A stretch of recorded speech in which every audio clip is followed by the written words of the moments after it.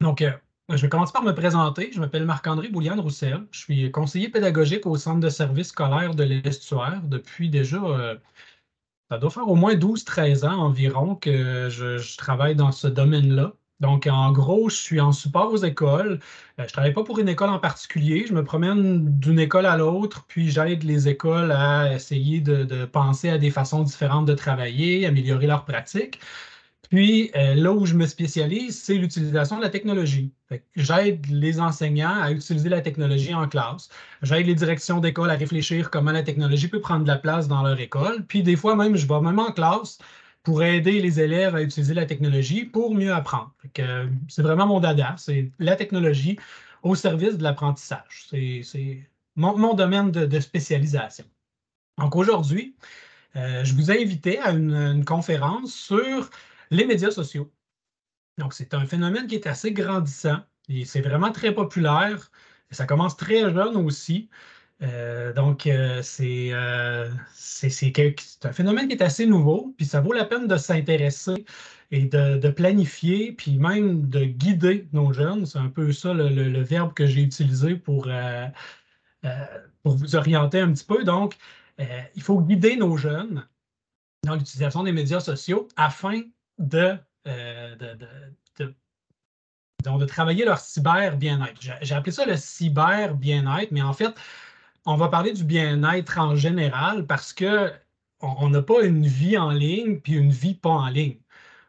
Notre bien-être, c'est toutes les expériences qu'on vit, qu'elles soient en ligne ou qu'elles soient en personne, en présence, ou on peut dire en réalité, mais c'est pas une fausse vie qu'on a en ligne non plus.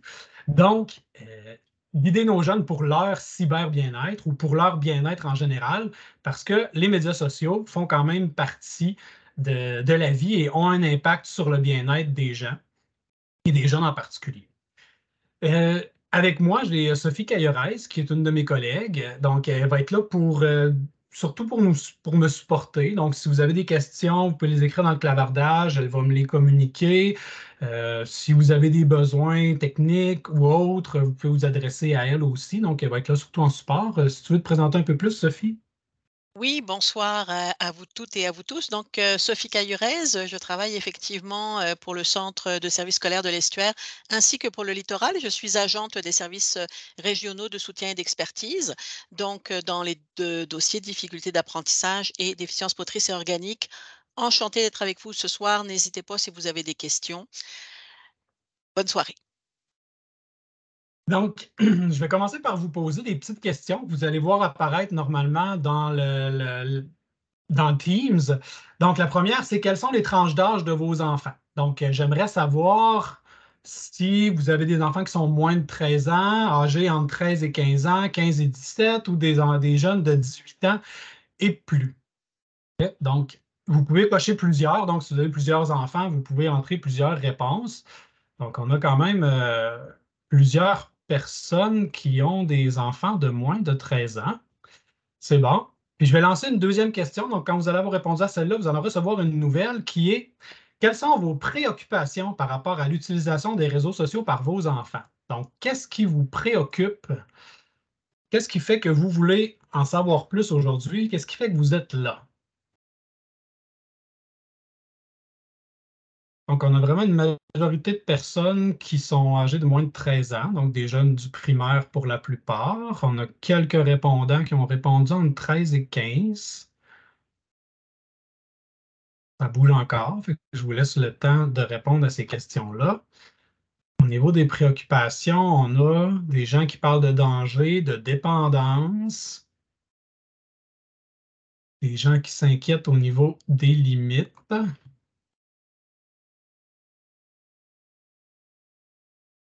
la sécurité. Quand même plusieurs mots qui apparaissent. Je vais essayer de vous le montrer en même temps. Donc, hameçonnage, consultation. Il y en a qui parlent de cybersexualité aussi, cyberdépendance, sécurité, les limites, les effets, les dangers.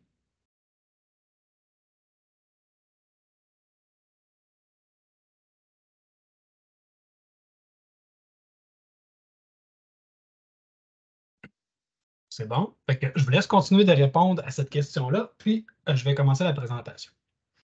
Donc, en gros, aujourd'hui, on va parler de 4 thèmes.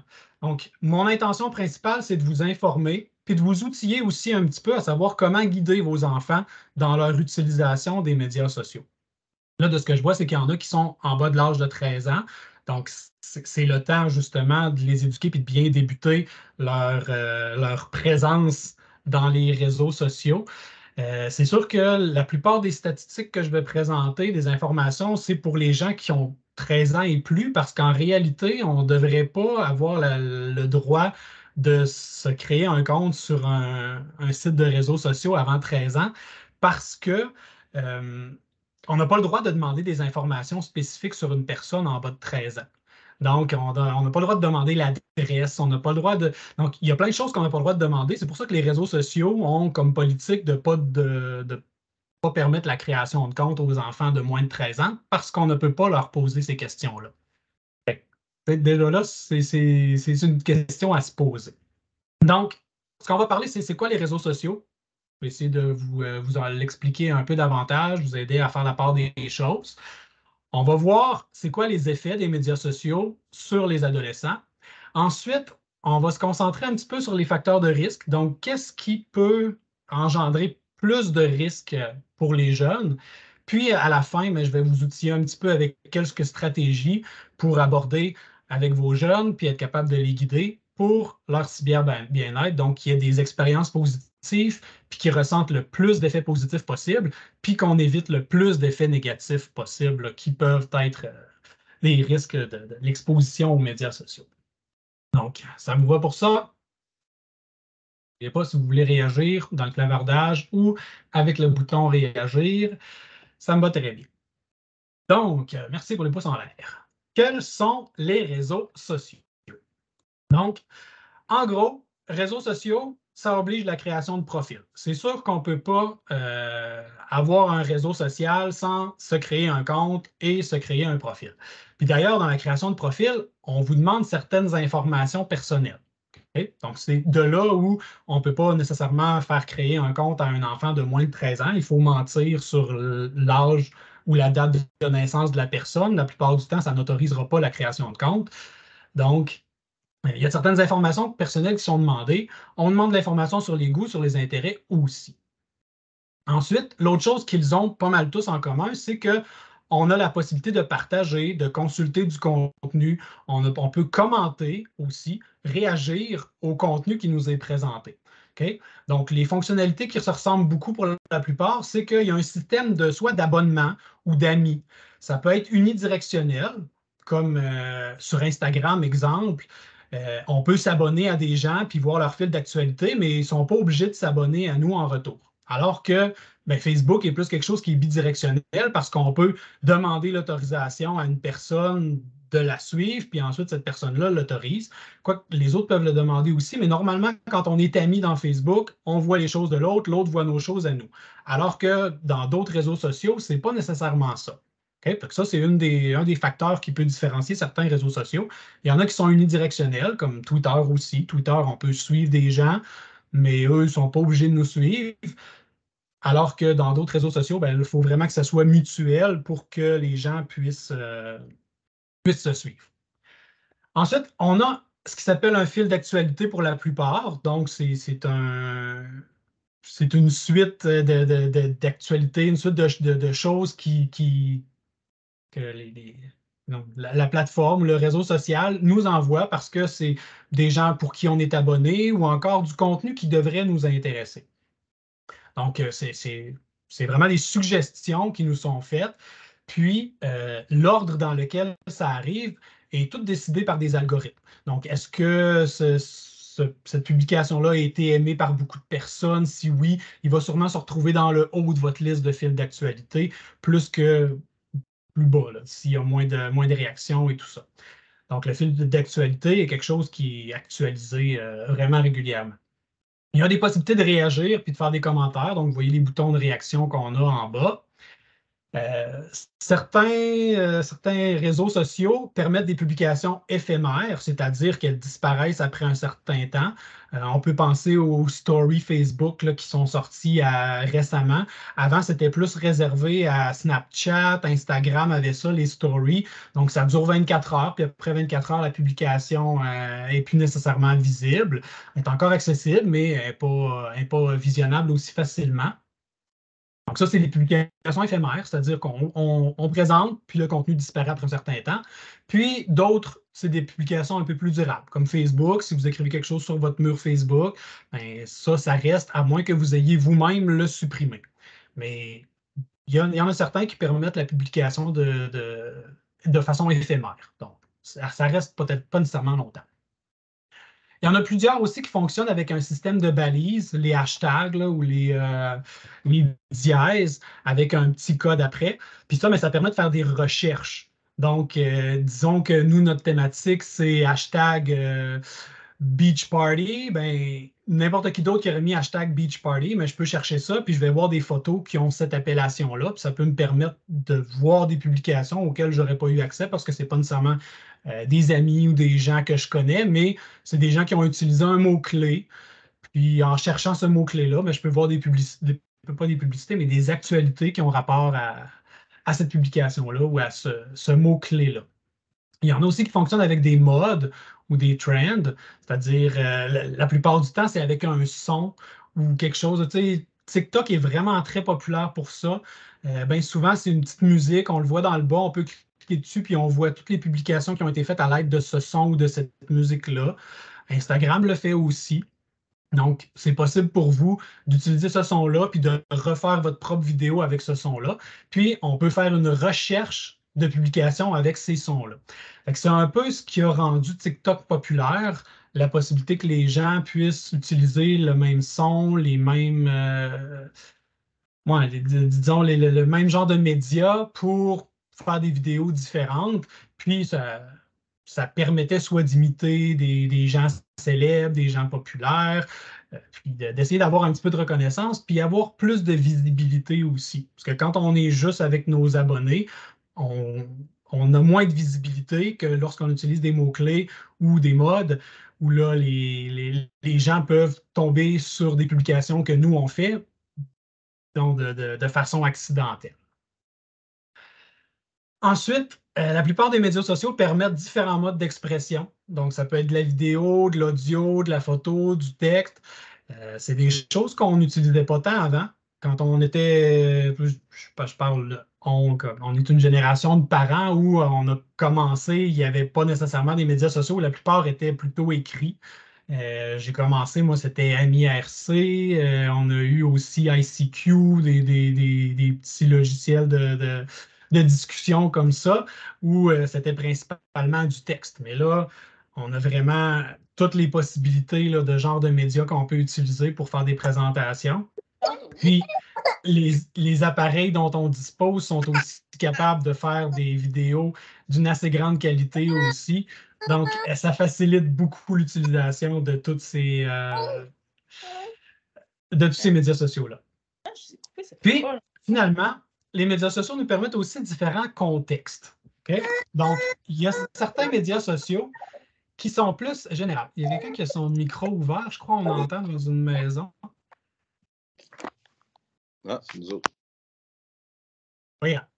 Donc, il y a certains réseaux sociaux qui sont vraiment plus généraux, c'est-à-dire que tous les sujets sont discutés là-dedans, un peu comme Facebook, on pourrait le voir un peu comme un journal intime, c'est pas intime vraiment, là, mais dans le sens où les gens peuvent parler de tout et de rien là-dedans. On peut vraiment avoir des choses qui sont grandioses, comme des choses très simples, comme quelqu'un qui a cuisiné, puis qui envoie ça là-dessus pour le partager à son réseau d'amis. Donc, on en a pour tous les goûts. Donc, dans ça, il y a Facebook, YouTube, Snapchat, Reddit aussi permet d'écrire sur n'importe quel sujet, Discord, Instagram, TikTok. Puis j'ai mis 3 petits points parce qu'il y en a des tonnes et des tonnes et des tonnes. Okay? On a certains réseaux sociaux qui sont utilisés de façon professionnelle. On a LinkedIn qui a vraiment cette vocation-là. Donc, Ça ne sert pas à grand-chose d'aller sur LinkedIn puis de parler de ses états d'âme ou de parler de recettes. Les gens qui vont là, c'est vraiment pour se réseauter de façon professionnelle, c'est pour soit aller chercher des nouveaux employés ou soit pour un employé qui veut chercher du travail aussi. C'est vraiment pour des carrières. Mais il y a des gens qui utilisent quand même Facebook, Twitter, YouTube, Instagram aussi de façon professionnelle. Même, il y a plein d'enseignants qui se servent de ça pour montrer des choses de leur classe. Donc, c'est possible de se nourrir même professionnellement avec les réseaux sociaux. Puis, finalement, il y en a qui sont vraiment plus spécialisés, qui ont vraiment une vocation précise, comme Goodreads, qui est un média social, lui, pour discuter de lecture. OK? C'est vraiment pour les amateurs de lecture, pour avoir des cercles de lecture, des discussions avec des personnes d'un peu partout au sujet de livres en particulier. Strava pour ceux qui se tiennent en forme, ça c'est pour les gens qui font de la course, du vélo, donc c'est pour enregistrer des parcours, enregistrer votre temps, puis soit compétitionner ou essayer d'avoir un peu de reconnaissance là, dans les publications qu'on fait, mais c'est vraiment sur le sport et sur les performances. Ultimate Guitar Tabs, ça, c'en est une plus pour les musiciens. Moi, personnellement, je l'utilise, celle-là. Là-dessus, il y a des partitions pour les musiciens. On peut créer des partitions. Les gens vont réagir aux partitions. Ils peuvent proposer des améliorations. C'est même possible d'enregistrer des shots qu'ils appellent. C'est le nom de l'appel, ça s'appelle comme ça. C'est des shots. Ça dure un maximum d'une minute. Puis on s'enregistre à chanter une chanson, à jouer une chanson. Ça peut être des compositions personnelles. Ça peut être des chansons interprétées ou peu importe. Puis les gens peuvent réagir, te suivre, commenter, te donner des trucs ou encore t'en demander, là. Donc, c'est vraiment fait pour réseauter les musiciens ensemble. Twitch, lui, qui est un petit peu plus au niveau des jeux vidéo, mais qui sert aussi, ça peut servir aux jeux de société. Il y en a qui s'en servent aussi pour discuter et autres, mais en fait, ce qui les unit, c'est vraiment qui permettent de réseauter des gens ensemble, puis de partager du contenu, de partager des informations, de rechercher de la reconnaissance. Donc, c'est leur principale fonction. Donc, l'objectif des réseaux sociaux, c'est bien sûr de réseauter les gens. OK? Donc, là, on va aller un petit peu plus dans le crunchy, je vous dirais. Donc, oui, ça semble bien beau, tout ça, réseauter les gens, mais en réalité, le gros objectif des gens qui ont créé les plateformes de réseaux sociaux, c'est de conserver les utilisateurs connectés le plus longtemps possible et le plus souvent possible à leur plateforme.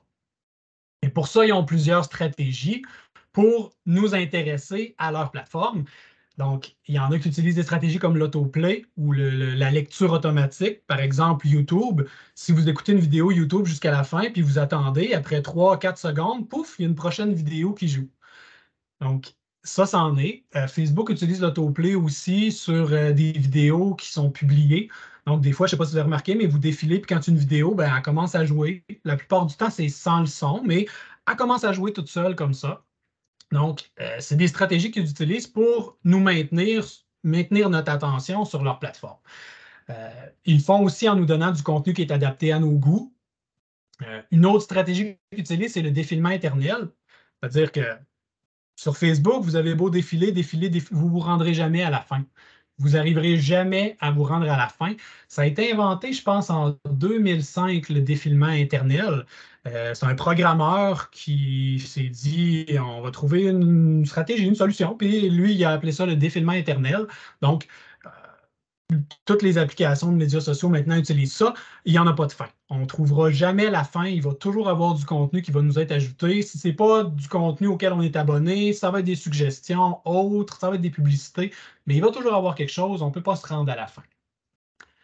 Et une autre stratégie, exemple, c'est le système de notification. Vous savez, un petit blou blou blou qui vous informe que telle personne a réagi à votre photo, l'a commenté. Il y en a aussi, c'est ah, vous connaissez peut-être ces personnes. Puis là, ça vous amène sur Facebook ou autre, où là, on vous propose 3 ou 4 personnes que vous connaissez peut-être. Donc, Ça, c'est leur objectif principal, c'est de nous garder le plus longtemps possible et de nous faire visiter le plus souvent possible leur application. L'autre, ça, ben, on appelle ça l'engagement. Eux, ce qu'ils recherchent, c'est l'engagement de l'utilisateur.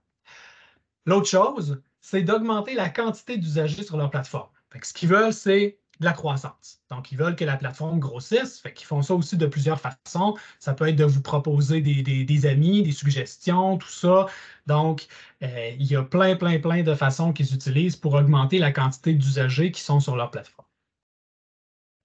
Donc, de la façon qui fonctionne, c'est qu'ils stockent votre contenu. Donc, en gros, lorsque vous publiez du texte, que vous publiez une photo, vous publiez une vidéo, le contenu est stocké sur leur serveur à eux. Okay? Donc, en gros, comme si ça ne vous appartenait pas nécessairement en vrai. Là. Ce que vous publiez là-dessus, il est hébergé sur leur plateforme à eux. Ensuite, ben, ils vous permettent de suivre, d'abonner des gens et de permettre de lier des profils à d'autres personnes. Donc, pour eux, plus il y a de liens entre les gens, plus il y a de chances que le contenu soit partagé, puis que les choses soient propagées. Donc, ça donne plus de visibilité aux publications, puis ça donne plus de visibilité aux publicités aussi. Donc, plus il y a de personnes, puis plus les personnes sont interreliées, bien, plus ça donne en anglais, on appelle ça le reach, là, mais c'est plus ça se rend loin. Okay? Parce qu'en fait, moi, il me suffit, je ne sais pas si vous avez déjà entendu parler, on dit qu'on est comme à 5 personnes de connaître tout le monde dans la vie. Moi, je connais une personne qui peut connaître peut-être une quarantaine de personnes, puis qu'une de ces personnes-là en connaît plein d'autres. Ça fait comme un réseau qui se répand assez rapidement. Fait qu'il suffit que j'ajoute un abonné dans mon réseau, puis ben, cet abonné-là va peut-être, lui, atteindre 70 personnes de plus que moi, je n'atteignais pas. Fait en me liant moi à une nouvelle personne, ben, j'atteins peut-être 70 autres personnes. Puis ces 70 autres personnes-là atteignent peut-être à eux 1000 autres personnes. Donc, pour eux, c'est vraiment important qu'on se relie ensemble puis que les gens soient de plus en plus connectés parce que ça donne beaucoup plus de visibilité aux publications. Là, j'espère que je ne vous fais pas trop peur avec tout ça. Là. Je sais que je vais parler un peu de façon négative des réseaux sociaux parce qu'ils n'ont pas nécessairement juste des bonnes intentions. Okay? Il faut s'entendre là-dessus, mais mon objectif aujourd'hui, ce ne sera pas de vous dire de tout éliminer ça puis d'empêcher vos enfants d'aller là-dessus. Il y a vraiment du bon. On va le voir, le bon, mais il faut être conscient de ce qui n'est pas bon puis de comment on peut faire pour éviter de subir le pas bon. Okay? En gros, c'est ça que je veux faire avec vous aujourd'hui. Là, je vous alarme un petit peu, mais plus tard, vous allez voir qu'il y a des solutions. C'est bon? Donc, prochaine chose qu'on dit, donc, lorsqu'il y a plus de gens qui sont interconnectés entre eux, ça nourrit plus facilement aussi leurs algorithmes. Donc, les algorithmes, là, ça, c'est des petites recettes qui permettent de décider quelles vidéos vont être présentées à qui, pourquoi et quand. Okay? Donc, les algorithmes se nourrissent de toutes les données que les utilisateurs donnent à l'application. Ce que j'entends par données, c'est le temps que vous passez à regarder une vidéo. Est-ce que vous l'avez regardé pendant 3 secondes, pendant 10 secondes, jusqu'à la fin? Combien de fois vous l'avez regardé aussi? Je ne sais pas si vous avez déjà visité TikTok, mais TikTok, vous regardez une vidéo, ça peut durer 8 secondes, puis après ça, elle va rejouer. Puis après ça, elle va rejouer. Puis après ça, elle va rejouer. Puis après ça, elle va rejouer. Jusqu'à ce que vous défiliez, puis là, la prochaine vidéo va jouer. Ça va aussi monitorer combien de fois vous l'avez regardé. Puis là, ben, ça va utiliser toutes ces informations-là pour dire, ben là, si quelqu'un l'a écouté 8 fois, puis qu'il ne l'a pas liké, c'est peut-être pas important. Mais là, s'il l'a écouté 8 fois, il a mis un cœur, il l'a envoyé à un de ses amis, il l'a commenté en plus, bien, ça nourrit l'algorithme. Puis l'algorithme dit, ben cette vidéo-là, je vais l'envoyer à plus de monde parce qu'elle a attiré beaucoup d'énergie, beaucoup d'attention à certains usagers. Donc, je vais essayer de la mousser un petit peu. Okay? Donc, plus il y a de gens qui sont connectés ensemble, plus l'algorithme est nourri. C'est-à-dire que plus il reçoit d'informations, puis il réutilise cette information-là après ça pour republier la vidéo ou la faire apparaître sur le fil d'actualité de d'autres personnes en pensant que ça va les intéresser eux aussi. L'autre chose, c'est que les réseaux sociaux affichent du contenu qui vont plaire à l'utilisateur de façon continue. Okay? Donc, en gros, leur travail, c'est de prédire ce que nous allons aimer selon nos comportements en ligne. Fait que ça se sert encore de nos informations, puis ça dit, ah, cette vidéo-là, il l'a liké, cette vidéo-là, il l'a liké, celle-là, il l'a écoutée 8 fois. Bien, lui, il va se servir de ça, puis il va dire, ben ces vidéos-là ressemblent à celle-là, fait que, ben, je vais y envoyer celle-là tantôt. Puis là, ah, ben là, celle-là, il l'a aimé elle aussi. Fait que, en gros, l'algorithme ou l'intelligence qui est dans les réseaux sociaux apprend de vous, il apprend votre comportement, puis il vous envoie des vidéos qui ont un lien avec ce que vous aimez parce qu'il l'a deviné. Fait que lui, il essaie de prédire si cette vidéo-là va vous plaire ou non. Puis il vous l'envoie, puis selon votre réaction, ben, là, il sait s'il a réussi à vous plaire ou non, puis là, il vous envoie une autre qui pourrait vous plaire aussi. Fait qu'en gros, il vous affiche du contenu en continu parce qu'il est capable de prédire ce que vous allez aimer. Ensuite, il utilise un système de notification qui est très fréquente et même parfois programmée. Donc, il y a certains sites de réseaux sociaux qui, disons que vous avez un temps d'inactivité, vont vous envoyer une notification aléatoire comme celle-là pour vous dire, ah, mais vous connaissez peut-être ces deux personnes-là. Tu sais. Ça, en gros, ce que ça veut dire, c'est que ça fait 2 heures que tu n'es pas venu sur la plateforme, on s'ennuie de toi, viens nous trouver un petit peu. Okay? Ils vont t'envoyer, ah, telle personne vous a tagué, ou ah, voici une vidéo que vous avez manquée, que vous auriez peut-être aimé, ou 2 de vos amis ont aimé cette vidéo-là, vous l'aimeriez peut-être. Okay? Donc, des notifications, j'imagine que vous en recevez. Il y en a pour tous les goûts et pour toutes les choses qui pourraient arriver sur les réseaux sociaux. Puis finalement, il y a une personnalisation de l'expérience. Okay? En gros, si moi je vais sur Facebook et si Sophie va sur Facebook, on ne vivra pas la même expérience. Ça ne se passera pas de la même façon.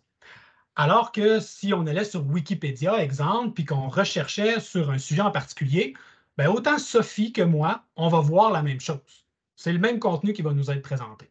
Mais pas sur les réseaux sociaux. C'est vraiment personnalisé pour que la personne vive la meilleure expérience. Okay?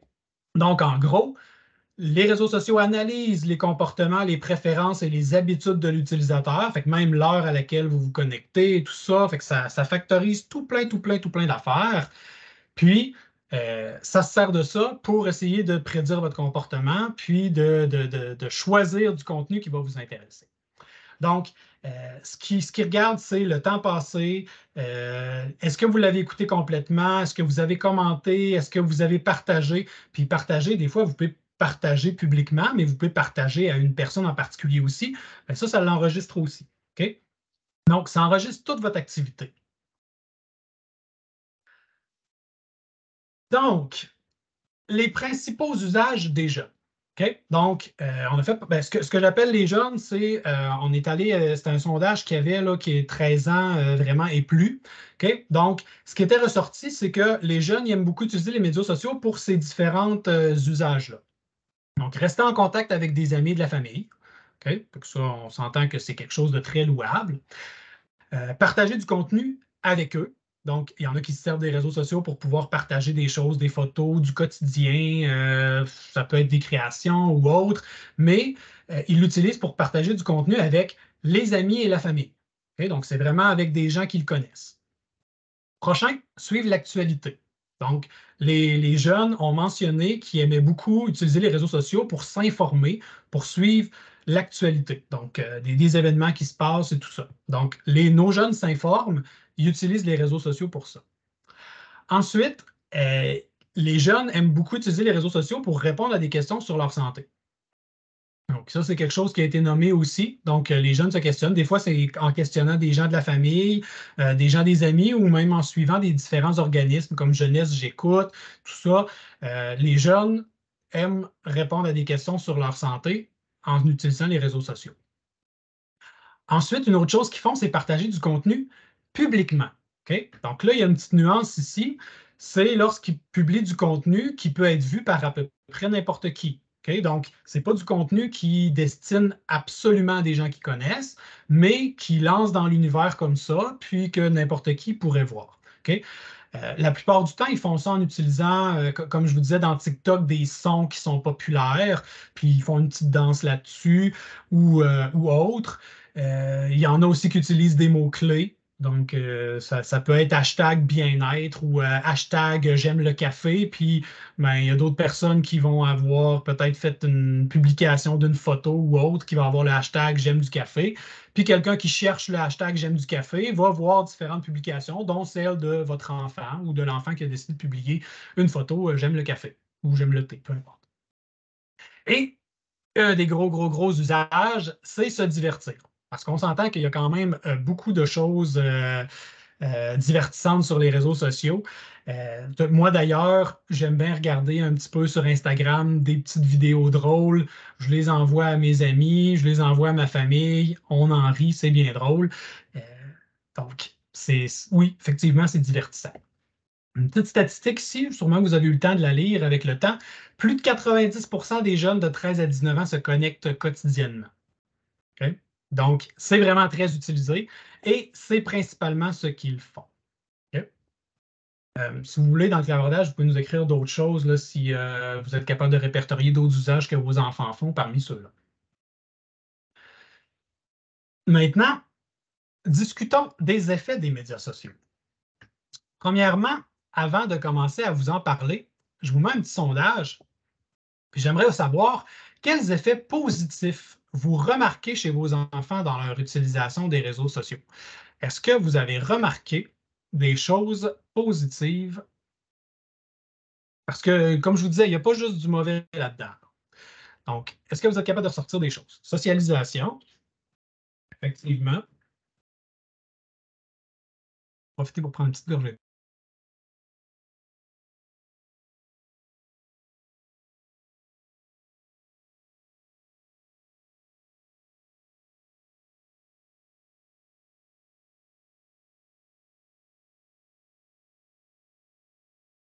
Donc, divertissement, c'est vrai que vous avez sûrement déjà entendu un de vos enfants rire à gorge déployée en regardant la vidéo d'un chat qui est tombé dans le bain ou je ne sais pas qu'est-ce qu'il y a d'autre sur le fil d'actualité qui apparaît sur les appareils de vos jeunes.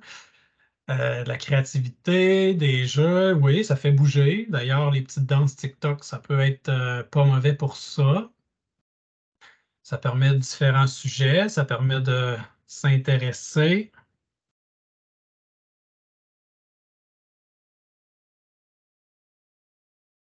Oui, c'est ça, Sophie. S'il y a un petit avion dans ma page, ça veut dire que j'ai une question à poser sur cette diapositive-là. Fait que je vous laisse continuer. Je vais commencer à vous en parler un petit peu.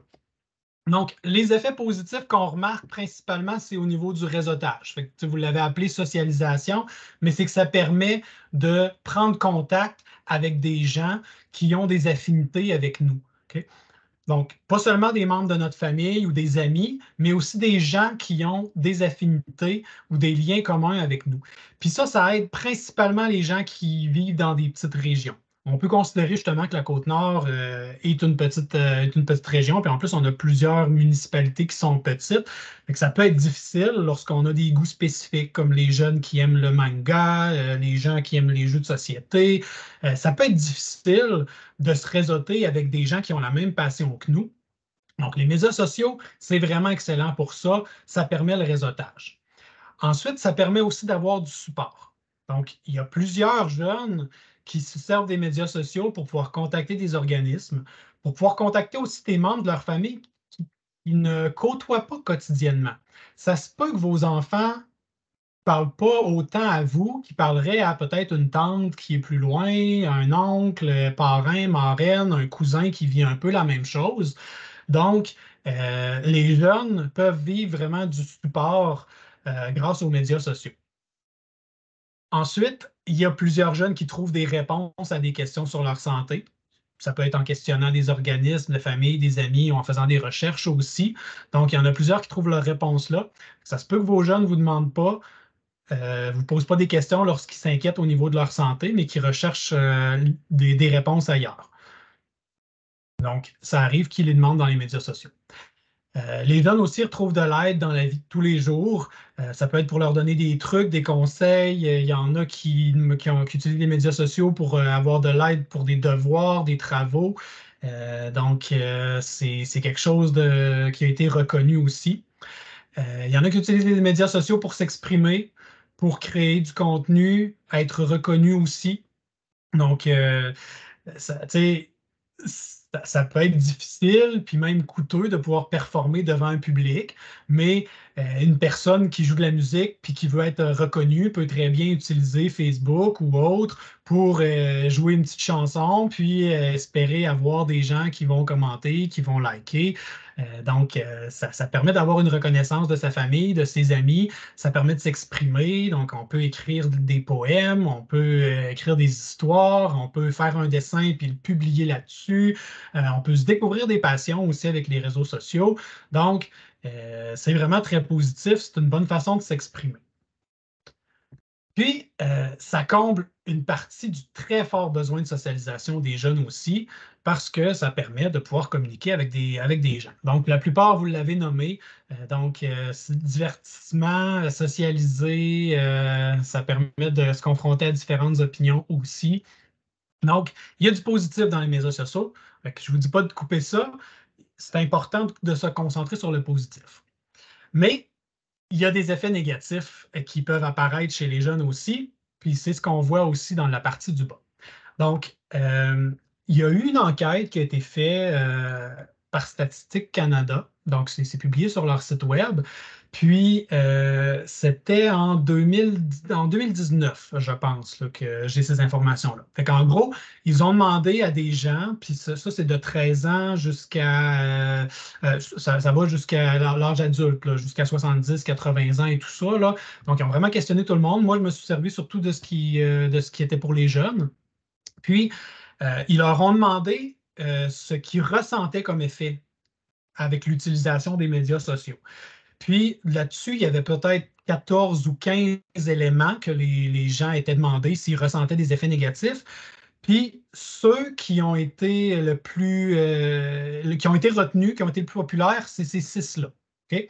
Donc, en gros, les gens ont mentionné avoir une perte de sommeil par rapport à ça. Okay? Fait qu'en gros, ça se voit surtout par l'utilisation nocturne. C'est vraiment très fréquent, on va le voir un petit peu plus bas, mais l'utilisation nocturne des réseaux sociaux, c'est quelque chose de très, très, très présent. Donc, c'est-à-dire d'aller consulter nos notifications la nuit. Les gens ont aussi mentionné une perte de concentration, surtout dû au fait des notifications qui arrivent à toutes sortes d'heures du jour et de la nuit. Donc, principalement ça, donc une perte de concentration, une perte d'efficacité. Les gens ont mentionné aussi avoir une baisse de l'activité physique. Donc, après le sommeil, c'est souvent l'activité physique qui est comme. Je vous dirais que c'est la perte de sommeil en premier. Les gens ont tendance à sacrifier leur sommeil pour le bien des réseaux sociaux en premier. Puis après ça, ben, s'ils manquent de temps encore malgré ça, ben là, ils vont aller gruger un peu dans l'activité physique. Puis, ce que les gens ont mentionné aussi ressentir le plus, c'est une augmentation des signes d'anxiété et des signes de dépression. Ça, c'est surtout dû à un manque, une mauvaise estime de soi ou encore à une mauvaise image corporelle, parce qu'on s'entend que sur les médias sociaux, on est bombardé de beauté. On est bombardé de moments parfaits, de moments magiques. Les gens peuvent s'être repris peut-être 17 fois pour prendre la photo avec leur plus beau sourire puis la mèche de cheveux qui est à la bonne place, puis peut-être même avec des filtres aussi. Donc, les jeunes disent ressentir de l'anxiété puis des signes de dépression. Ça, c'est une des raisons. Okay? Parce que ça peut affecter leur estime de soi, puis modifier leur perception aussi, puis leur donner une mauvaise image corporelle. On a aussi une augmentation du sentiment de frustration. Donc, comme on a plus d'occasions d'interaction avec les gens, on a aussi plus de risques de conflit. Okay? Puis, une augmentation de l'envie de la vie des autres. Ça veut un petit peu, c'est un petit peu comme celui de l'anxiété, signe de dépression, c'est qu'on se compare toujours au moment fort des autres personnes, de nos proches, puis même de des idoles. Parce qu'il y a plein de célébrités qui font des publications sur les réseaux sociaux qu'on peut suivre facilement, puis voir qu'est-ce qui se passe dans leur quotidien. Puis ça nous donne une fausse image de la réalité, ou ça nous donne une image de la réalité de quelques personnes dans la vie. Donc, ça chamboule un peu nos façons de penser. Puis, ben, ça nous donne, ça nous donne un sentiment d'envie de la vie des autres, comme si nous, on avait une vie plate et inintéressante. Donc, j'ai encore une question à vous poser. Parmi ces six effets négatifs-là, est-ce que vous en reconnaissez chez vos jeunes à vous? Vous pouvez en cocher plusieurs aussi. Donc, est-ce que vous avez remarqué que vos jeunes avaient moins de sommeil à cause de ça? Est-ce vous avez l'impression qu'ils sont moins concentrés, qu'ils subissent une baisse d'activité physique?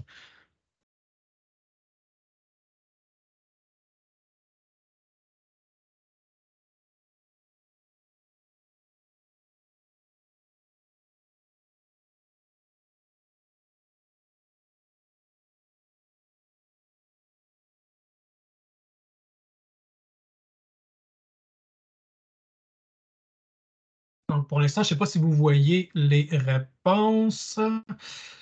Non, c'est ça.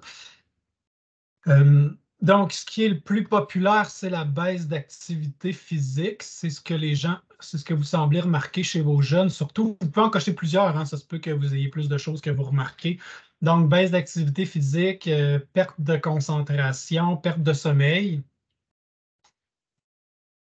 C'est bon. Puis quelques-uns ont d'augmentation dans les signes de dépression, augmentation du sentiment de frustration ou l'envie de la vie des autres. Donc, je vous laisse continuer de répondre un petit peu. On s'en resservira un petit peu plus tard. Donc, maintenant, regardons les facteurs de risque. Donc, ce qu'on appelle les facteurs de risque, c'est les conditions qui pourraient être présentes chez vos enfants qui augmenteraient la chance qu'ils vivent des effets négatifs. Okay? Donc, c'est des éléments qui vont faire qu'il y a plus de possibilités pour eux de ressentir des effets négatifs. Okay? Donc, en gros, les riches s'enrichissent, c'est-à-dire que ceux qui ont des bonnes relations sociales en personne vont normalement avoir des bonnes relations sociales aussi ou vont faire un usage correct des médias sociaux. Mais les pauvres, eux, ils ne s'appauvrissent pas tant. Donc, l'adage qu'on dit, là, les riches s'enrichissent, les pauvres s'appauvrissent, ce n'est pas tout à fait vrai avec les réseaux sociaux. Okay? Donc, ceux qui ont des belles relations en personne ont généralement des belles relations en ligne aussi, mais les gens qui sont vulnérables ont plus de chances de vivre des effets négatifs, sauf que l'apport des effets positifs est généralement assez considérable pour qu'on leur permette de continuer à le faire. Okay? Fait que normalement, même s'ils peuvent vivre des effets négatifs ou ils peuvent vivre des expériences négatives, normalement, les expériences positives que les gens vulnérables vont vivre vont quand même être assez positives pour donner assez de bien. Mais encore là, ça va être à juger. Ce que j'appelle les jeunes vulnérables, c'est les jeunes qui ont des relations en personne déjà difficiles. Okay? Donc, ceux qui sont généralement déjà relativement souvent en conflit, c'est ce qu'on appelle les jeunes vulnérables. Les enfants aussi qui ont de la difficulté avec leur image corporelle ou une mauvaise estime d'eux, c'est des jeunes qu'on considère comme étant vulnérables aussi, donc ils ont plus de risques de subir des effets négatifs, ils ont plus de risques d'avoir des mauvaises expériences aussi. Les jeunes qui sont régulièrement victimes d'intimidation sont aussi des jeunes vulnérables. Les jeunes qui proviennent de milieux défavorisés, donc il y a certaines personnes là, qui vivent dans la défavorisation, qui ont soit des salaires bas ou qui ont un faible cercle de protection autour d'eux. Donc, eux aussi, ils ont plus de chances d'avoir des facteurs de risque. Puis les gens qui sont marginalisés aussi, donc les gens qui sont très différents ou les gens qui sont isolés un peu, qui sont mis à l'écart souvent à cause d'une différence, sont considérés comme étant vulnérables.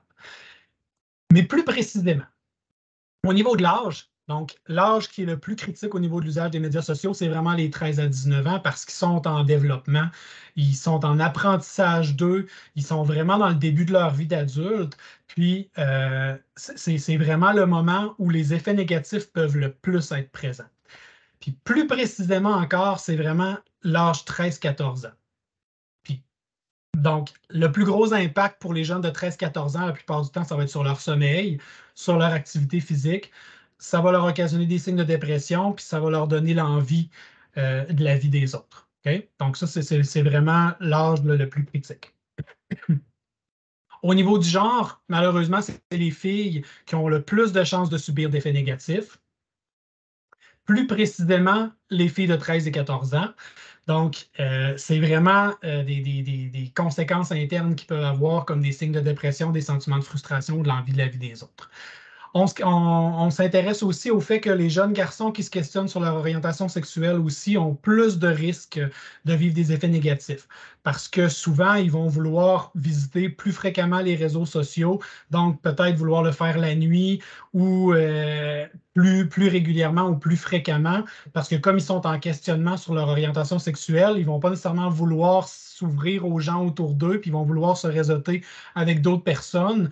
Donc, comme ils vont peut-être avoir plus d'envie de vouloir aller sur les réseaux sociaux, il y a plus de chances qu'ils soient affectés par des effets négatifs. Okay? Donc, ça ne veut pas dire qu'ils ont plus de chances de vivre des expériences négatives, mais ils ont plus de chances de sacrifier leur sommeil, de sacrifier leur joie de vivre et tout ça par des sentiments de frustration et tout ça, parce qu'ils vont aller fréquenter les réseaux sociaux.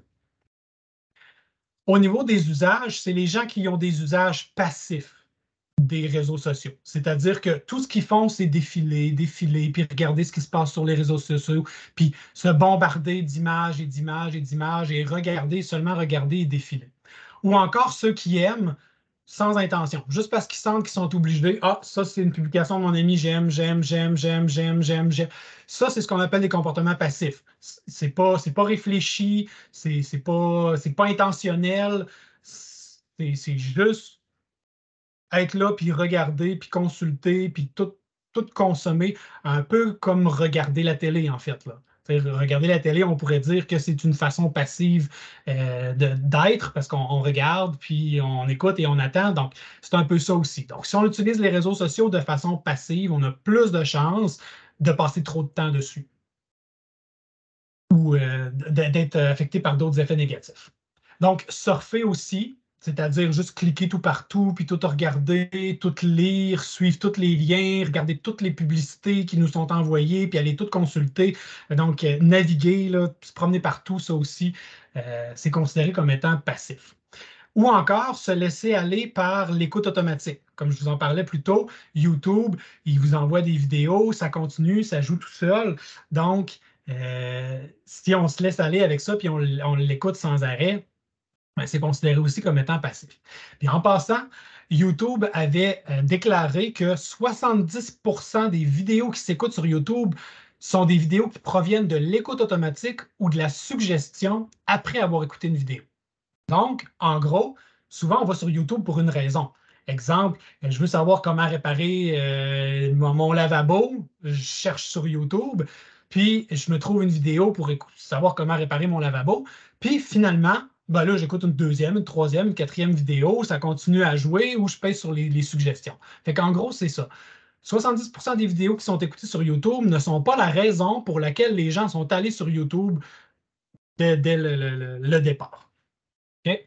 Donc, ça va avoir surtout de l'impact sur l'anxiété, signes de dépression, le sommeil, l'envie de la vie des autres et la concentration, parce qu'il y en a des fois qui laissent YouTube rouler pendant qu'ils travaillent ou pendant qu'ils étudient. Mais ça déconcentre. Les gens qui l'utilisent plus de 2 heures par jour ont aussi plus de chances de subir des effets négatifs. Okay? Donc, ça a vraiment été calculé, répertorié. Puis au niveau de la fréquence. Donc, les jeunes, ça a été demandé justement, est-ce que vous êtes capable de passer plus que 30 minutes sans regarder votre écran, sans aller visiter vos réseaux?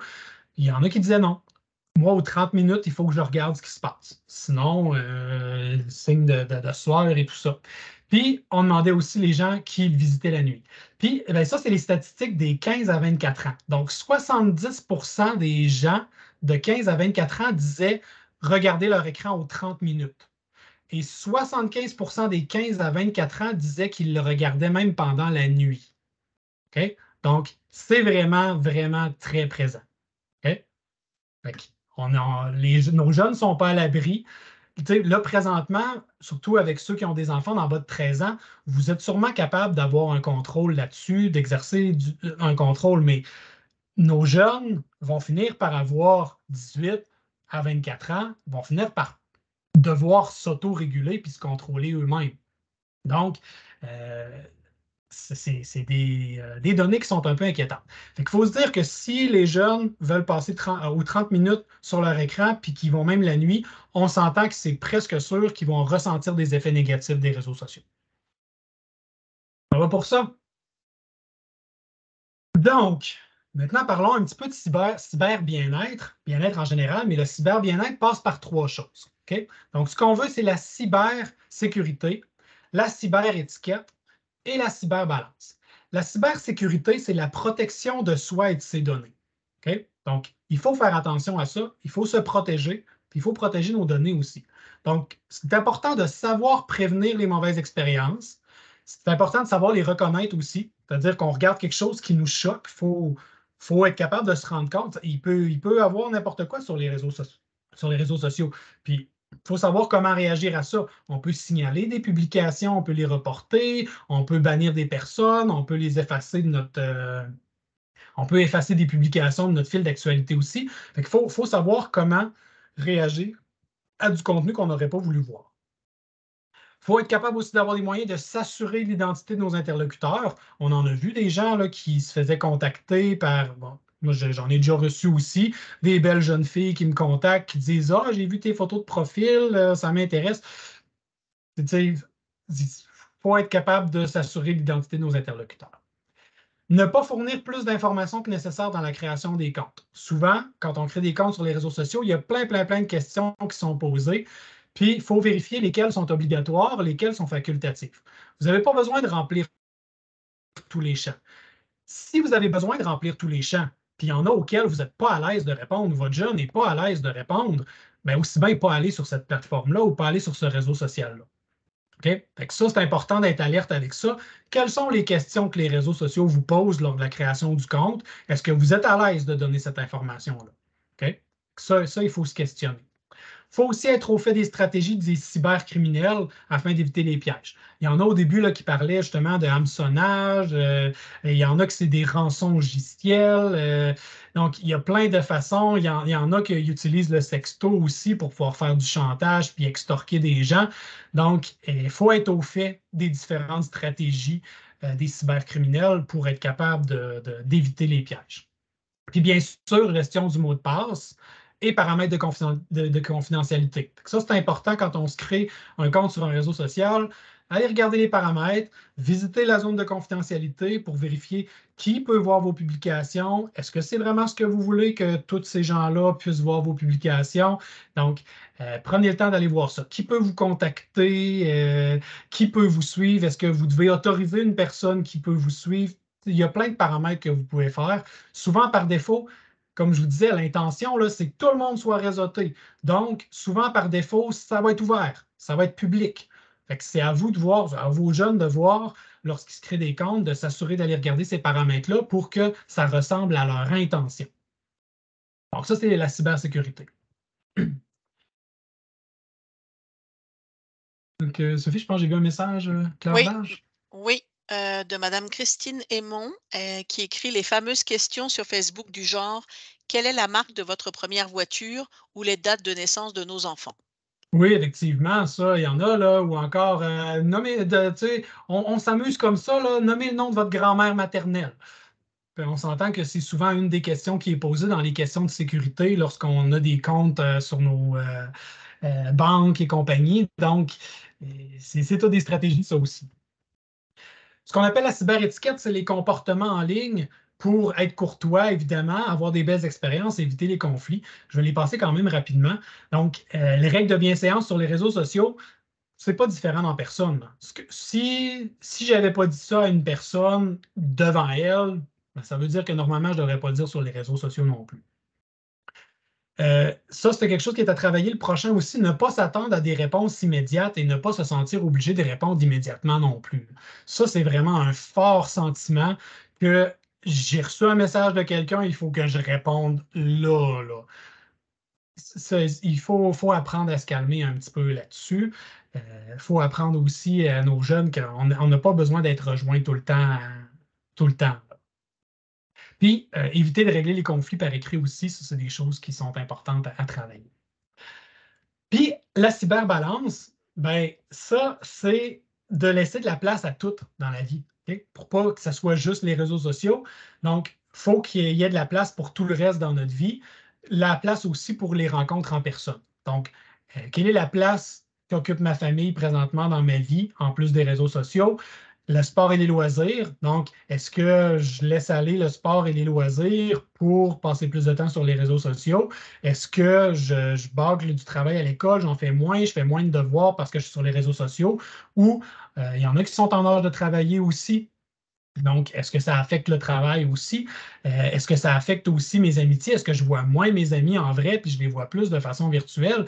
Donc, c'est important d'avoir une balance, donc d'avoir un équilibre dans la vie, dans tout ça. Donc, avec cybersécurité, cyberétiquette, cyberbalance, normalement, si tout va bien, on a le cyber-bien-être qui vient avec ça. Donc là, c'est bien beau tout ça. Je vous ai donné beaucoup de théories. C'est là qu'on arrive dans les stratégies, ne vous inquiétez pas. Fait que je vous ai sorti 5 mots-clés qui sont très importants d'aborder avec vos jeunes pour vous aider à savoir comment les guider dans leur utilisation. OK? Donc, le premier, conscientiser, c'est les aider à faire un usage conscient. OK? Je vais vous les expliquer un petit peu plus loin, mais c'est vraiment de pourquoi j'utilise le réseau social. Parce qu'avec toutes les stratégies qu'ils ont, c'est plus les réseaux sociaux qui nous utilisent, nous, en réalité.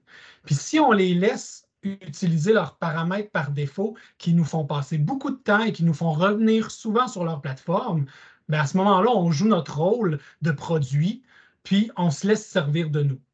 Et là, c'est là qu'on subit les effets négatifs, puis qu'on passe à côté des effets positifs.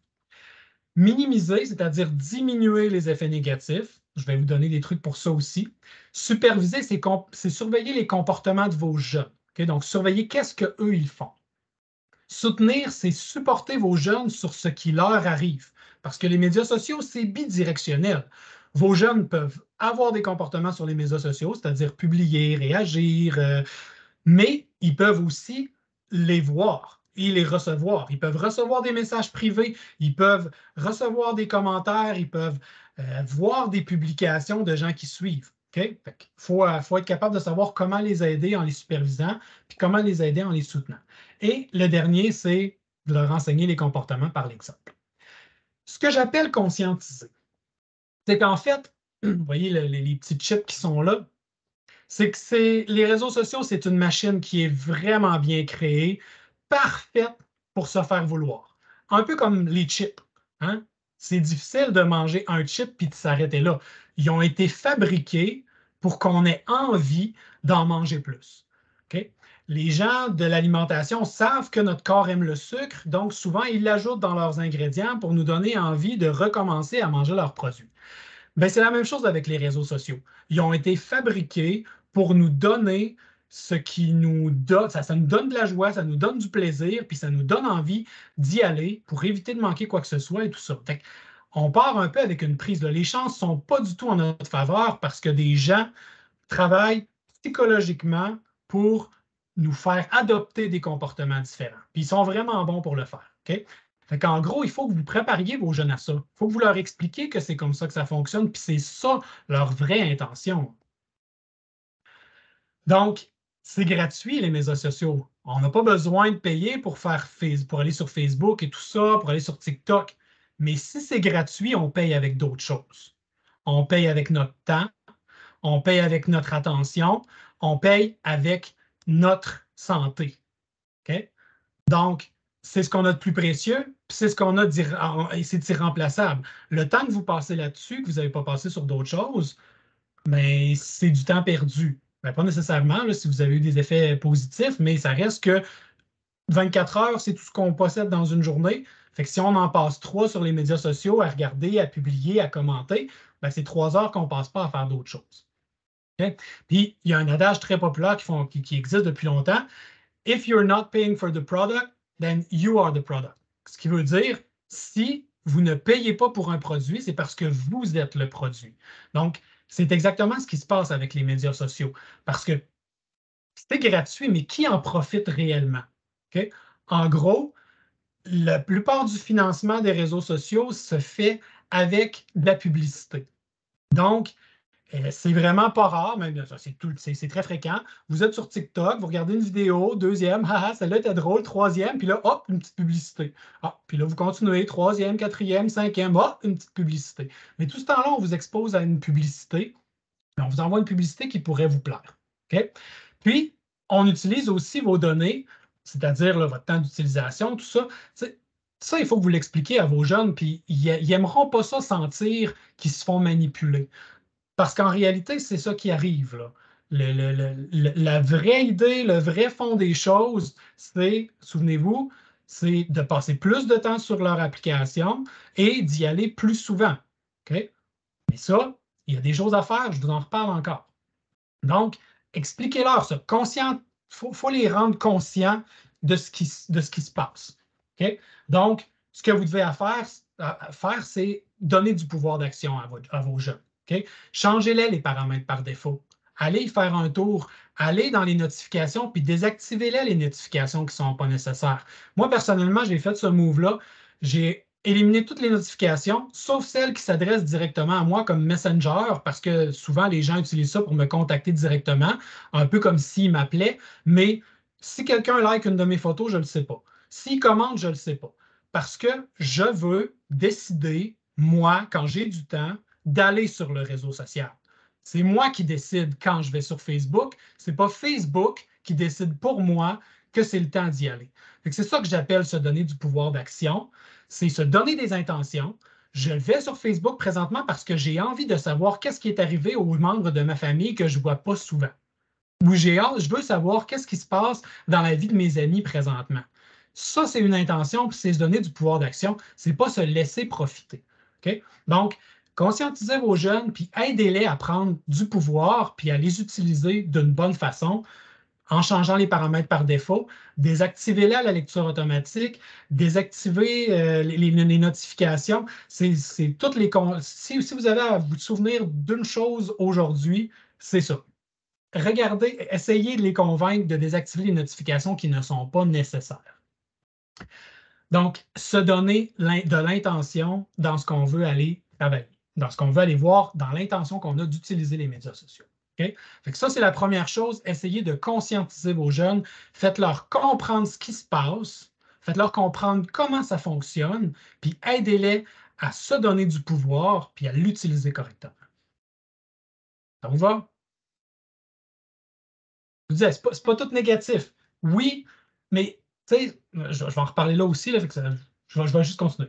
Donc, prochaine chose, ce qu'on veut, c'est minimiser les effets négatifs. Okay? Donc, on veut qu'il y ait moins d'effets négatifs, puis on veut qu'il y ait plus d'effets positifs. Ce qui apporte des effets négatifs, il faut être capable de le voir. Okay? Fait que là, vous avez été capable de nommer différentes choses que vous avez ressenties chez vos jeunes. Okay? Soit perte de sommeil, tout ça.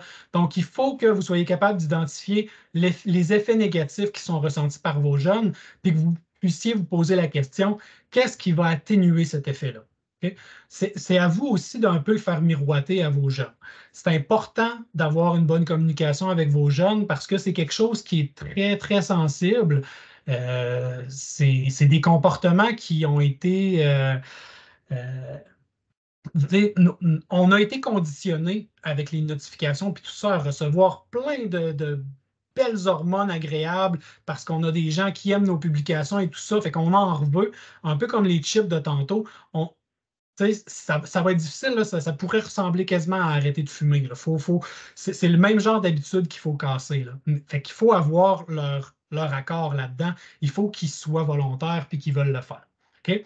Fait que, exemple, si vous remarquez que votre jeune, c'est une perte de sommeil qu'il a, il y a plein d'outils qui peuvent nous aider pour ça. Il y a des appareils comme les iPhones d'Apple qui peuvent te faire un petit rappel que c'est l'heure d'aller te coucher. Une des consignes, ça ne serait pas de téléphone dans la chambre la nuit.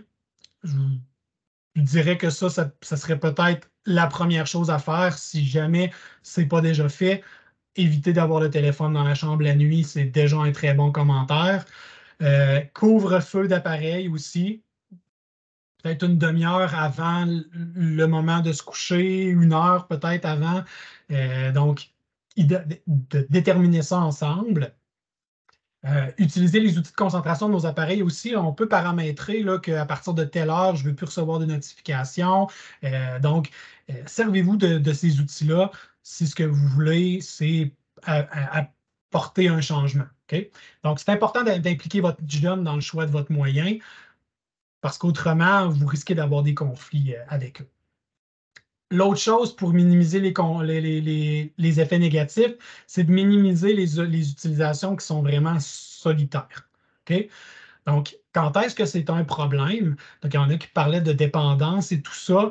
Vous pourriez peut-être faire une comparaison avec la lecture. Okay? Donc, la lecture est une activité qui est solitaire aussi.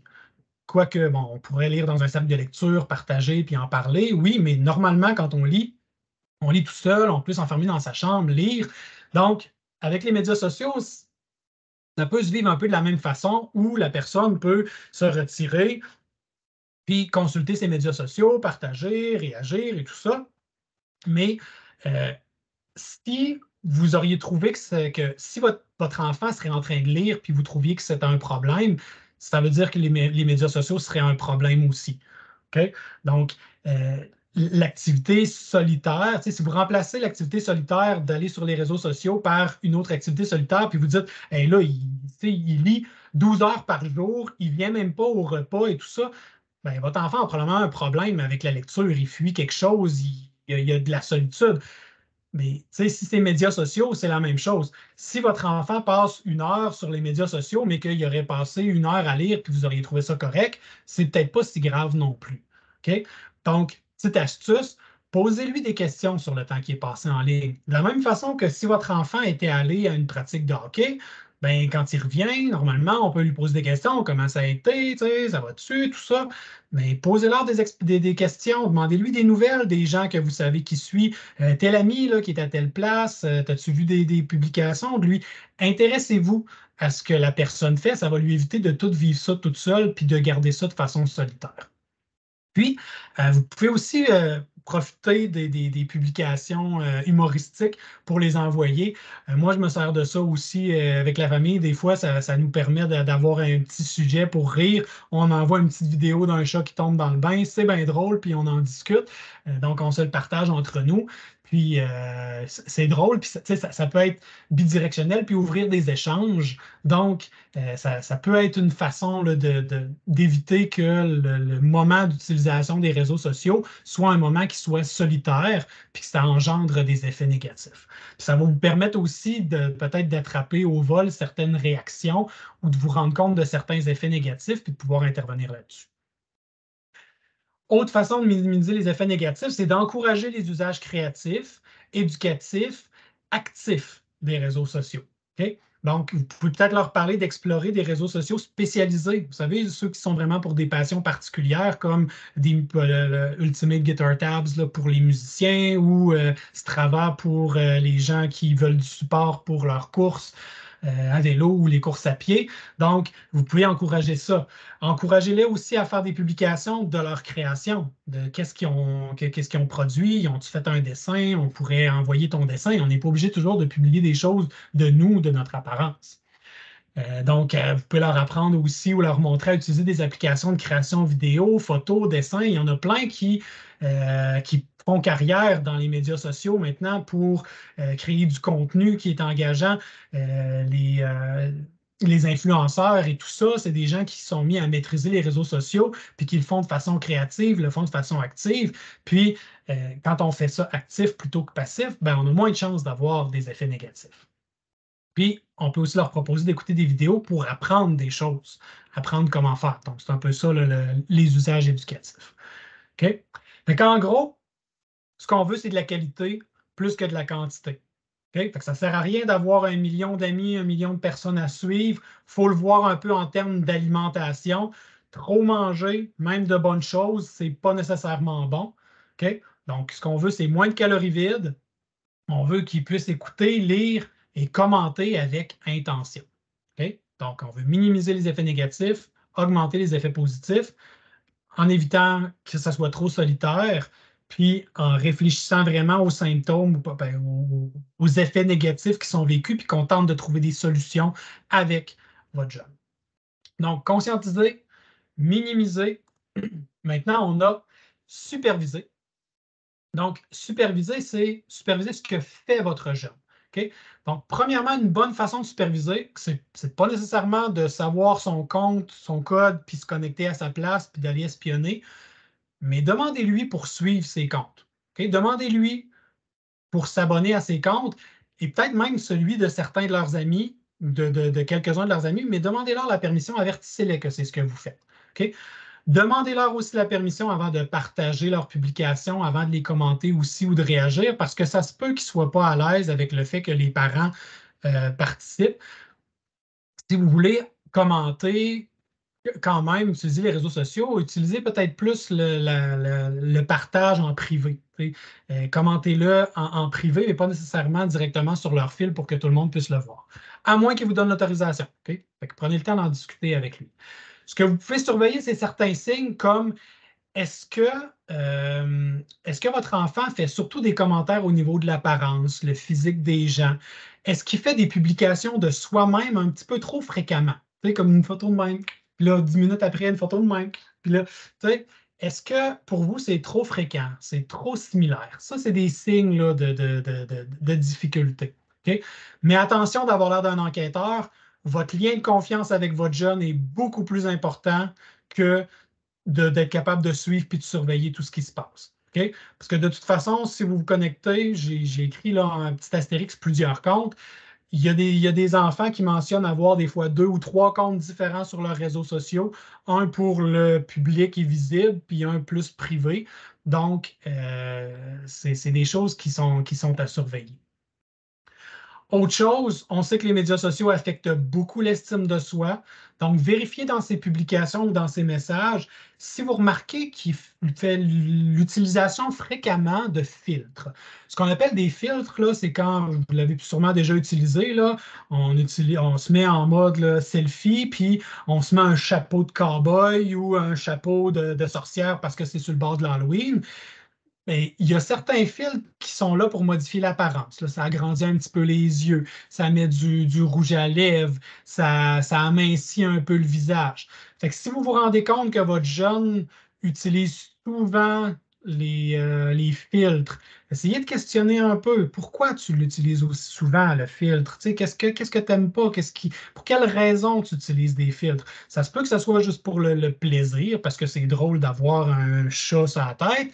D'accord, mais si c'est une question d'estime de soi et d'une image corporelle, ben, ça va être quelque chose qui est à voir. Okay? Fait que c'est quelque chose qui est à surveiller, à superviser si vous vous rendez compte de comportements comme ceux-là. Questionnez, servez-vous du lien que vous avez avec votre enfant. Donc, il faut aider nos jeunes à l'utiliser de façon positive. Okay?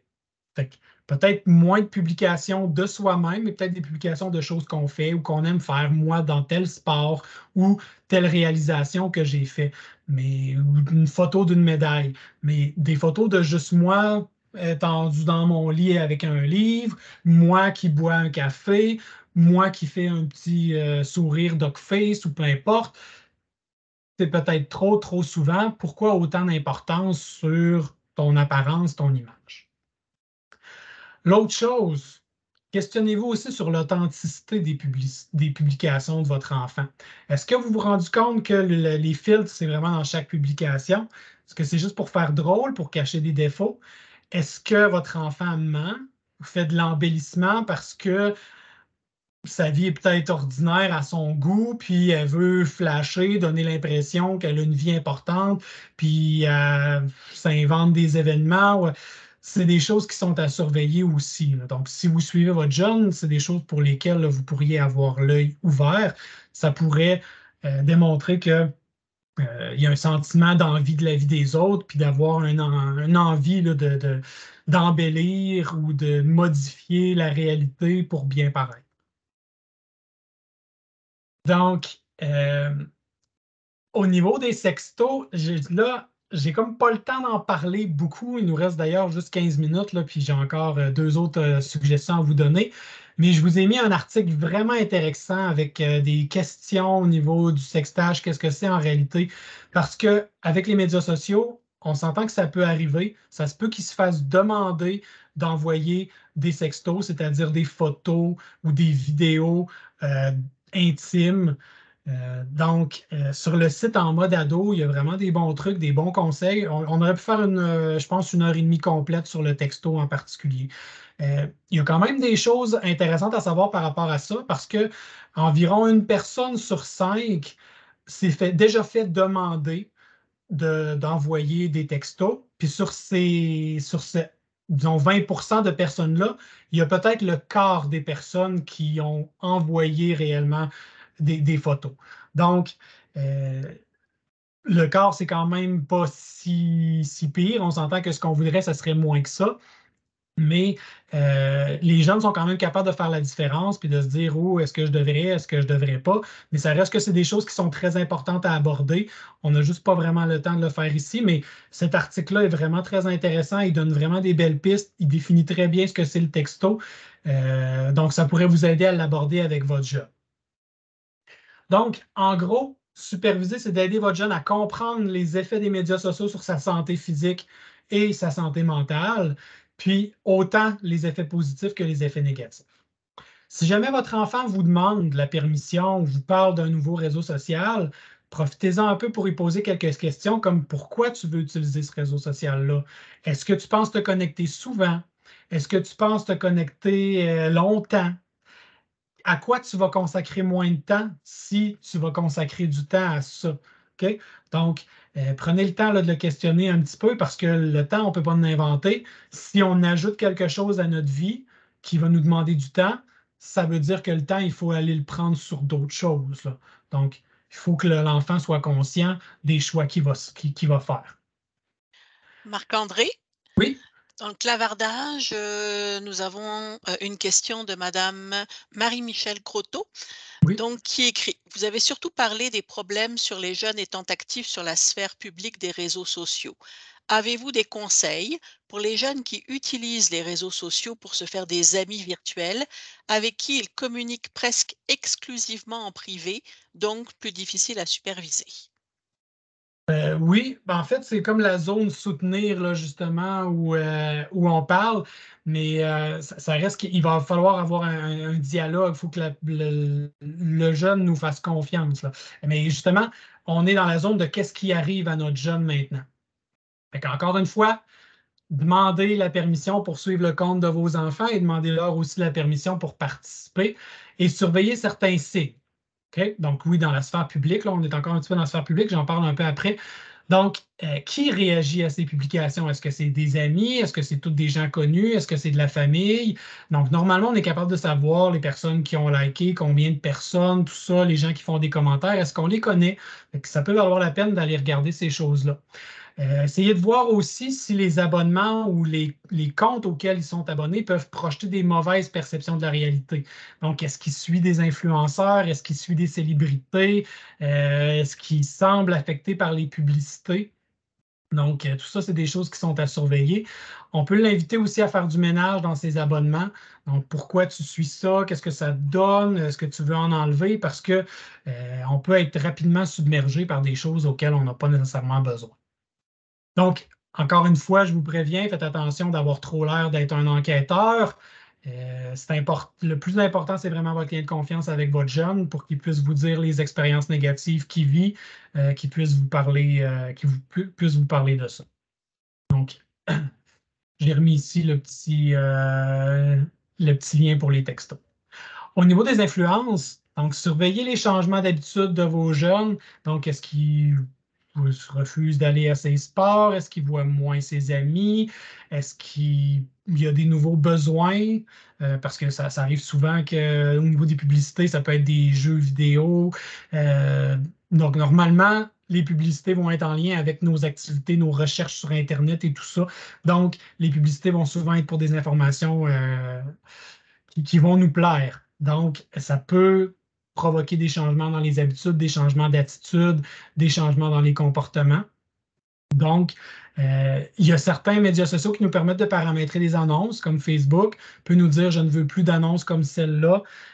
TikTok, tout ça, j'en ai pas trouvé, mais il y a quand même la possibilité là, pour plusieurs de pouvoir paramétrer ce qu'on veut. Puis récemment, si vous avez bien remarqué, la plupart des appareils, lorsqu'on commence à utiliser un réseau social, ils nous demandent est-ce que vous voulez avoir des publicités qui sont en lien avec vos données? Donc, est-ce que vous nous permettez d'accéder à vos données de recherche et vos données d'habitude pour vous envoyer des vraies publicités qui vous intéressent? OK? Ça, je vous suggère de dire non. OK? Parce qu'autrement, c'est là où ça peut être un petit peu plus risqué de se faire influencer encore plus. OK? Donc, prochaine partie, on va proposer des solutions pour se protéger. OK? Donc, euh, parlez des paramètres de confidentialité avec vos jeunes.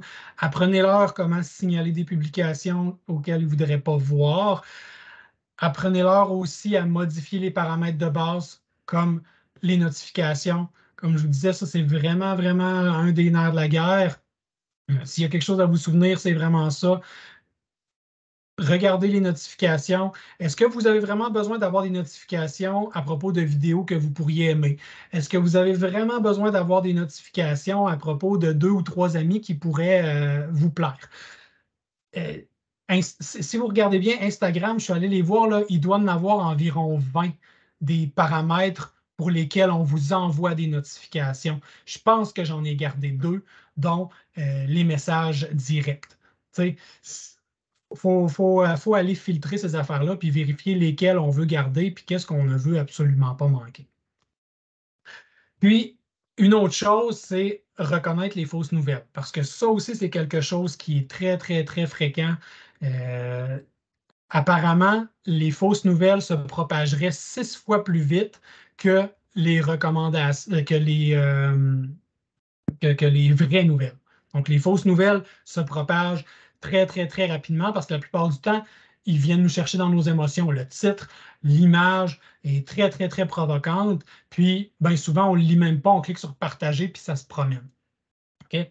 Ça aussi, il faut outiller nos jeunes à reconnaître le vrai du faux. C'est important d'en discuter avec eux, de les outiller à lire en premier, faire une petite recherche à l'extérieur, puis se dire, j'ai vraiment besoin que des gens de mon entourage aient cette information-là, je vais le partager. Mais autrement, ne pas partager là, à outrance. Donc, soutenir, c'est d'aider votre enfant à comprendre et à réagir aux expériences qu'il vit sur les médias sociaux.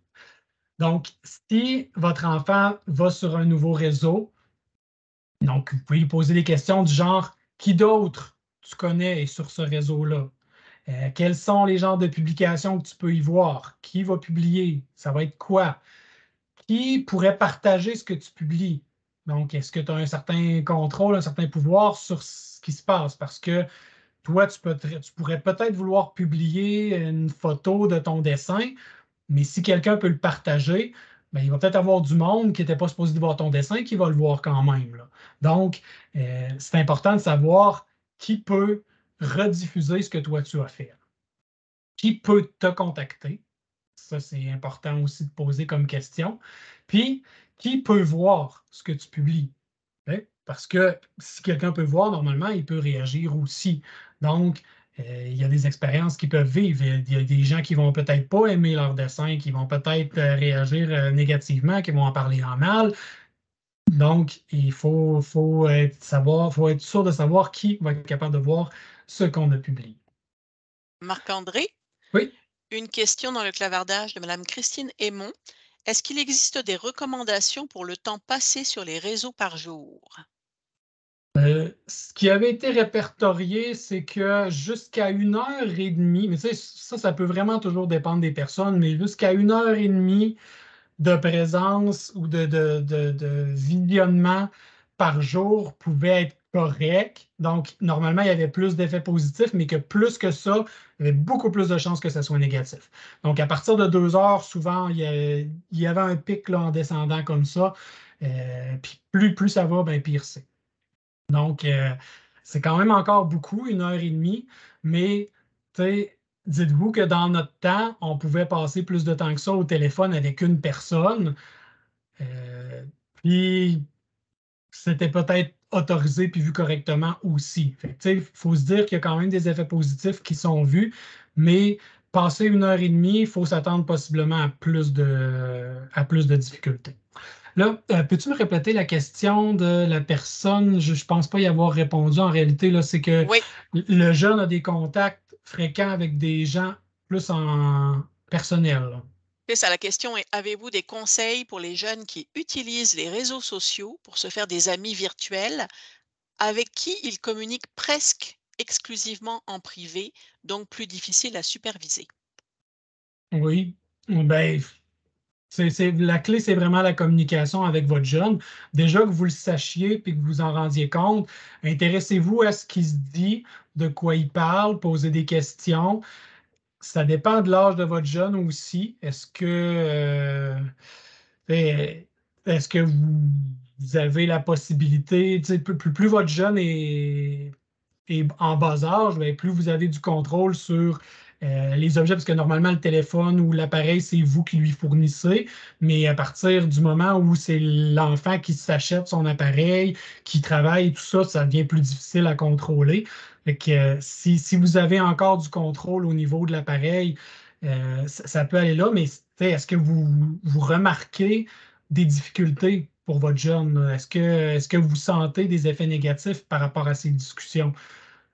C'est une question qui serait à se poser déjà, là. Est-ce que vous remarquez des effets négatifs par rapport aux conversations qu'il a?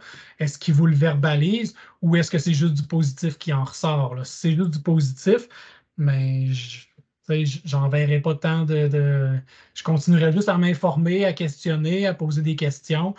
Tu sais, moi, tu sais, j'ai un de mes enfants à 14 ans, je le vois jouer à des jeux en ligne. Il joue des fois avec des gens qu'il ne connaît pas. Je l'entends, il parle en anglais. Mais après, je lui demande, tu sais, est-ce que c'était des adultes? Est-ce que c'était des enfants? Comment ils parlaient? Est-ce que tu te sentais bien? Est-ce que tu as déjà senti qu'ils ont été méchants avec toi? Tu sais, euh, c'est moi, ben, je pense que j'ai une bonne relation avec mon garçon, puis il me répond à mes questions, j'espère honnêtement. Fait que ça va vraiment être la clé, je pense, là, de pouvoir discuter avec votre jeune, puis d'essayer de savoir qu'est-ce qu'il en retire. Il faut que lui soit capable de le verbaliser, puis d'essayer de repérer les événements négatifs, puis de voir comment l'aider à est-ce qu'il est capable de bannir la personne si jamais il y a des effets négatifs. Mais contrôler va être difficile, effectivement, à moins que vous soyez capable puis que vous ayez son autorisation pour avoir son mot de passe ou que vous ayez accès à tout ça. Vous pouvez aller regarder une fois de temps en temps qu'est-ce qui se passe. Mais le mieux, ça va vraiment plus être de faire preuve d'ouverture puis d'aider, de questionner votre jeune puis d'écouter ses réponses. Dernière chose, il me reste comme une petite minute, je vais le faire en rafale, c'est montrer l'exemple. Donc, en gros, nous, en tant qu'adultes, qu'est-ce qu'on fait? Donc, je vous dirais plus souvent qu'autrement, essayez d'utiliser les messages privés pour partager les choses à vos jeunes, partager du contenu ou vous adresser à vos jeunes, ne pas nécessairement le faire sur la place publique. Deuxième, très important, le phénomène du sharenting. Je ne sais pas si ça a été francisé, mais c'est le fait que les parents publient à outrance des photos de leurs enfants à bas âge. C'est vraiment très, très, très fréquent. Donc, ce que je vous suggérerais, c'est que même très jeune, expliquez à vos enfants pourquoi vous publiez des photos d'eux sur les réseaux sociaux, pourquoi vous mettez des vidéos d'eux. Même demandez-leur la permission, dites-leur qui va pouvoir les voir. Euh, Préparez-les à savoir qu'est-ce qui se passe là-dessus, justement. Puis ça commence vraiment très jeune parce que c'est pas rare. Puis on l'a fait quand on avait quand nos jeunes étaient bébés.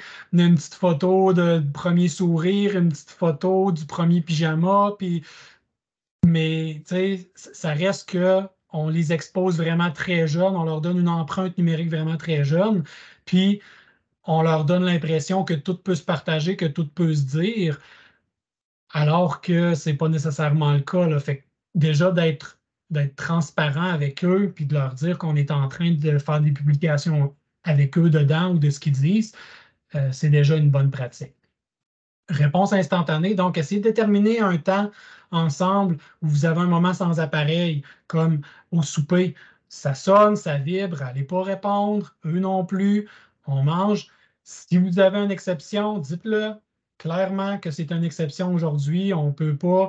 Il faut absolument que je réponde parce que, OK, donc éviter de répondre ou de réagir toujours aux notifications.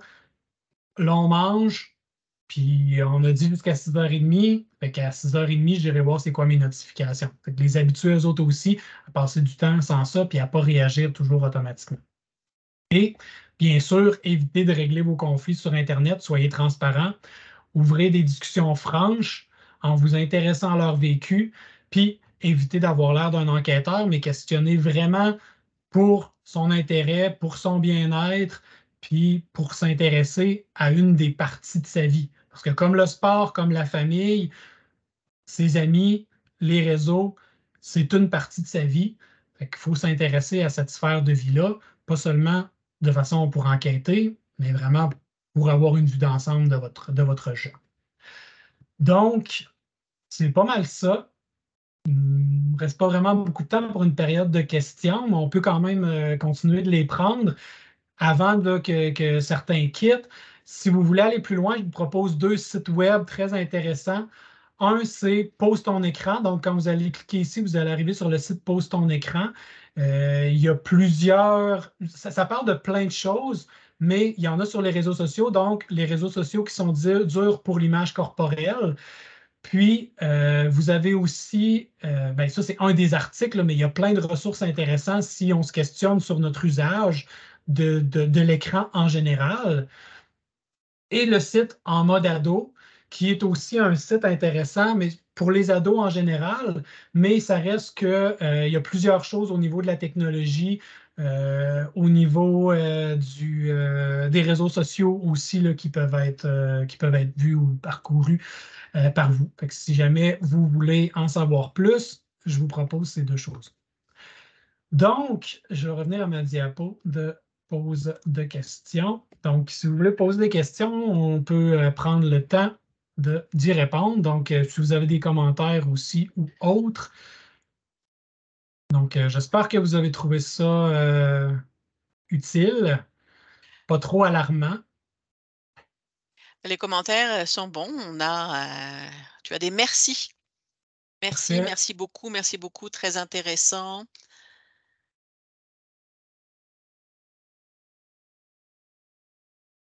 Tant mieux. Merci, c'était très intéressant. Plusieurs pistes de réflexion avec notre jeune. Merci beaucoup. Donc, j'ai pas nommé les personnes, mais Bon, c'est correct.